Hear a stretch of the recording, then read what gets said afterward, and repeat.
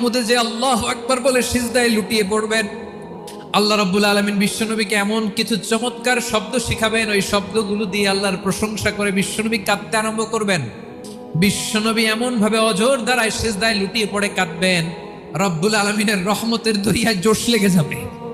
রব্বুল আলামিন এই দৃশ্য থেকে সহ্য করতে পারবেন না। রব্বুল আলামিন বলবেন, ইয়া মুহাম্মদ ইরফা রাসাক, ও নবী আপনি মাথা তোলেন, মাথা তোলেন, আপনার কান্না আমি সহ্য করতে পারি না। নবী আপনি মাথা তোলেন, সাল তুতা, আজকে আপনি যা চাবেন তাই দেব। বিশ্বনবী এবার মাথা তুলবেন।